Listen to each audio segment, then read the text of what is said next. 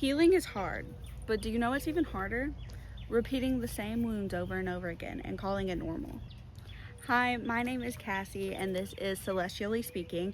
I am your cosmic big sister going through her own healing journey, so I figured we should go through it together. Let's do this in a real way that no one else has done before.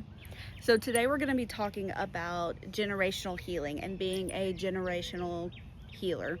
I have heard that term basically my entire life, and I'm going to be real with you, I've always thought that was super cringy. Like, oh, I'm healing my bloodline. My ancestors couldn't do this. And then it hit me that that is me, and that shit is real. Your ancestors couldn't do this. Every generation before you couldn't do this, but you can. So I am going to get into basically how I realized the cycle and when I knew it was time to break. So first I want to define the cycle.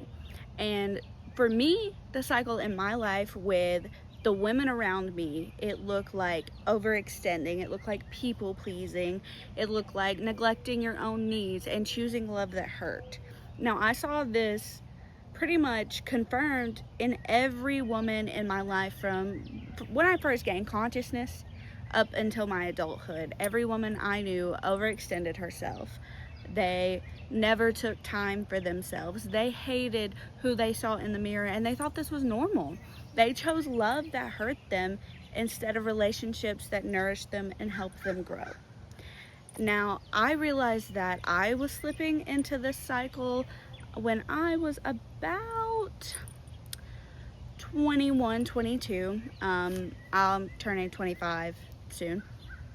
And what had hit me was I didn't like the person I was seeing in the mirror. I could not stand to see myself in pictures or just my reflection in a surface walking past it. I was in a horribly abusive marriage, mentally, physically, emotionally, any way you could spin it. I was at this job which I had worked my ass off to get to the manager position, which was as high as you could go at this place, and I was working tirelessly 7 days a week. Like, the only time I wasn't working is when my eyes were closed, and even then I was woken up to work constantly. So I really just sat with myself and I realized this doesn't make me happy. This isn't for me. There has to be so much more to life than just being miserable. Like, there's no way everyone in the world hates who they see in the mirror, hates the person they're with, the people around them. It gives, until they can't give anymore, it still keeps going. I knew something wasn't right, and I had to make a change. Now, I say all that to say that was before motherhood. So I am a mom. I do have a little boy. He is 9 months old. And before motherhood, I did go on a completely separate healing journey. But after motherhood, I did have another wake-up call to reignite the healing journey. I would love to say that it was groundbreaking, shockingly different. It wasn't. I realized again, I was turning into the women who I had seen my entire life. I was overgiving. I was burnt out. I was on no sleep. No one sleeps when they have a newborn. I was in an incredibly dark place mentally. Like, it was awful. I hated the woman I saw in the mirror, even though she's the one who just grew and brought a human being into this world. I didn't realize how powerful it was. I was back where I started 3-4 years before, even though I thought I had done so much work and I had so much core belief in myself.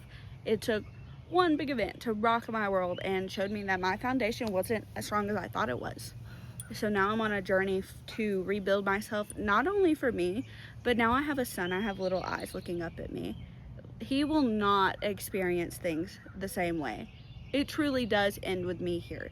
I plan on raising him, and I already am raising him in a completely different way than the way I was brought up, and I think that's really beautiful. How does generational healing look for me today? Because I practice it every day. I feel like before I went into this journey, really, I thought it was like some big spectacle. OMG, I healed all my trauma. I'm great. I did that for you. Yeah, I healed that bloodline for you, bitch. No. Healing is messy and it's every day for the rest of your life. But you know what else is every day for the rest of your life? Being miserable if you choose it. Being stuck if you choose it. This life is what you make it, so why not make it fun? Why not make it something you actually enjoy waking up and doing?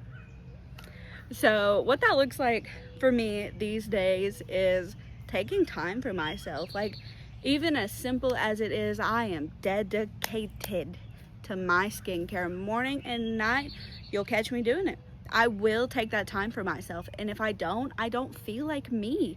If I just wake up with the baby, roll out of bed, stay in my pajamas, never brush my teeth, never wash my face, my outcome for my day is much different. I'm not as productive, I'm not as happy, I'm not as present. But when I do stop and take the time for myself and I put on an outfit, girl, even if it is just leggings and bicycle shorts, a t-shirt, it doesn't matter. You're getting out of those pajamas. And I'm just taking a few minutes to do something solely for me. Me doing my skincare is for not another living soul on this planet. I do not put hyaluronic acid on so my husband is more attracted to me.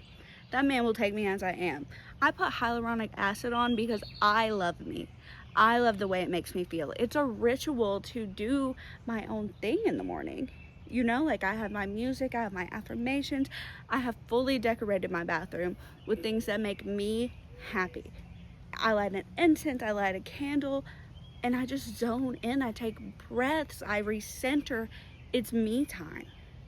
I could use that time to just scrub my face and throw on some sunscreen and call it good. But no, I take the time and I breathe, and it's a ritual, and I feel every step, and I feel the magic of everything. Now, do not get me wrong. This is not pretty. Healing isn't pretty. Every day is not me doing a beautiful skincare routine while I have the Wizard Liz affirmations going in the background. Although it is most days. Some days I do wake up, baby's on 10, sleep's on 0, and I just gotta go. I have days that trigger me. I have days that make me feel like maybe I haven't done as much healing as I really thought I did. But I always, I want to stress the importance of this to you. I always find my center, no matter what it takes. Baby screaming, I can set baby down for a few minutes where he is safe, and I can go take some breaths. I am fortunate enough to have a village. My husband comes home, I can tap out. Baby, I've done too much. This is like, I'm frazzled, we'd had a rough day. I need you. And the old me never would have done that. The old me would have give until she broke. And then she would have continued to give some more. The old me would have overextended myself to the point I burnt myself out and I wasn't there for my child. I wouldn't be present for my child. I wouldn't be happy. I wouldn't be able to engage. I would have meltdowns with him.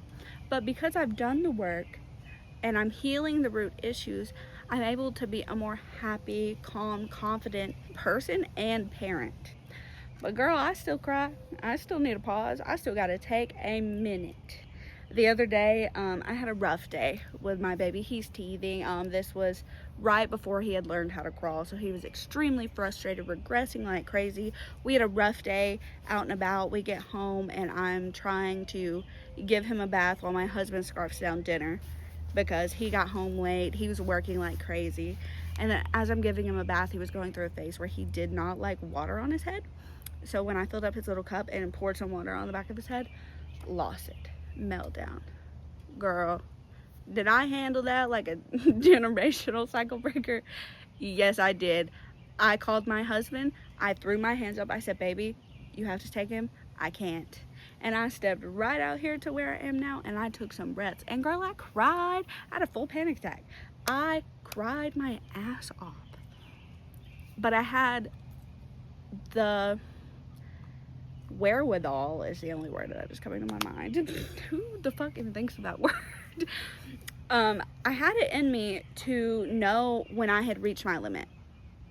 It was no longer safe for me. It was no longer safe for my baby. I needed to take a step back. I needed to center myself. And I knew to call my husband in for that. I knew, hey, I don't need to keep pushing. I need to take some breaths. It's what's best for me. It's what's best for my husband, my family, my baby. It's what's best for the fucking universe, okay? And that's exactly what I did. I came outside, I took some breaths, got myself centered, went back in. Bedtime went beautifully. Baby went down, slept through the whole night. That was the first time he had done that in 3 weeks. It was beautiful. And I feel like that is just a little affirmation from the universe saying, like, yes, this is the correct thing to do. Yes, it is okay for you to take a step back. Yes, it is the right thing to do to ask for help. You don't have to bear it all. Girl, everyone before you has bared it all, and how's it worked out for them?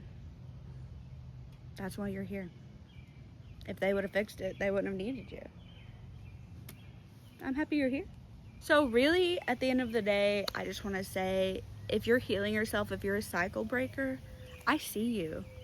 I see how hard you're working. I know the pain. I know how hard it is every day. I know the frustration when everyone around you won't change. I know how hard it is. What you're doing, it's not easy, but like I said, you're doing something that generations before you couldn't do. You need to be really proud of that. I'm really proud of that for you. This journey isn't about perfection. It's about doing the right thing, even when it's hard, even when it hurts, and especially then. And I know that's cliche and you don't want to hear it, but it is the truth. So if you are a cycle breaker like me, or if this message spoke to you, please hit that subscribe button. I would love to have you around, and let's heal together. Bye.